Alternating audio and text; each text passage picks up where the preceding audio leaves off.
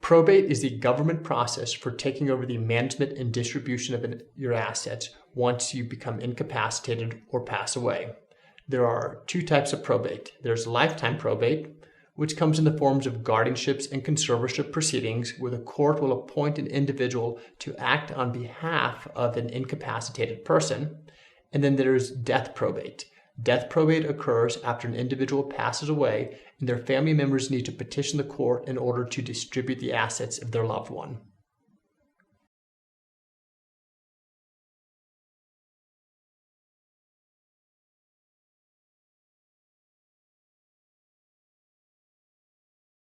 Lifetime probate occurs when an individual loses capacity, but they are still alive.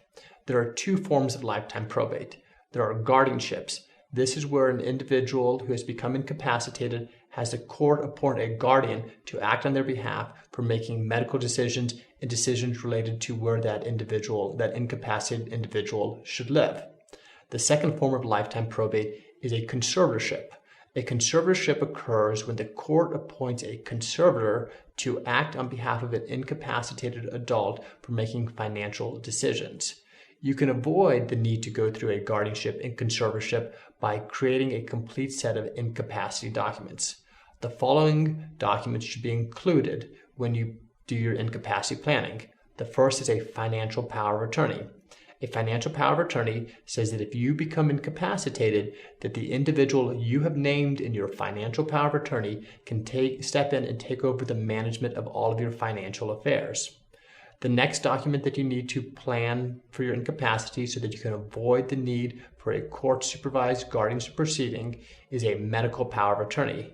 A medical power of attorney allows the agent you have selected to make a medical decision on your behalf if you are not able to make the decision yourself. Next is a HIPAA authorization. HIPAA is a federal law which protects the privacy of your health care. In the event that you become incapacitated, you want to allow your agents to access that protected healthcare information so that they can share that with doctors and make informed medical decisions. And finally is a living will or an advanced healthcare directive, which outlines your wishes for your care during any period of time that you are incapacitated.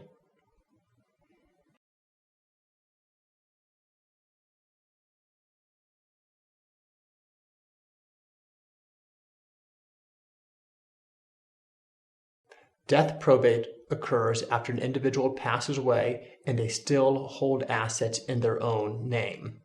Probate is not a quick process. It can take several months to several years. It can cost anywhere from a few $1,000s to, in some cases, tens of thousands of dollars.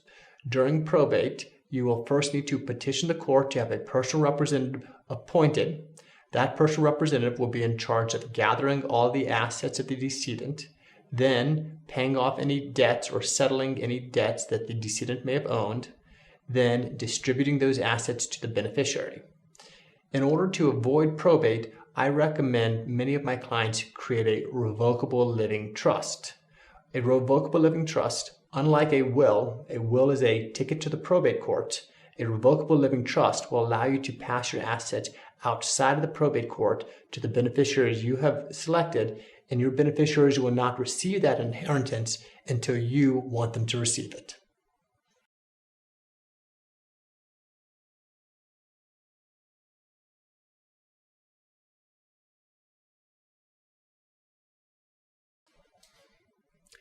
As I mentioned, there are two types of probate. There is lifetime probate and death probate.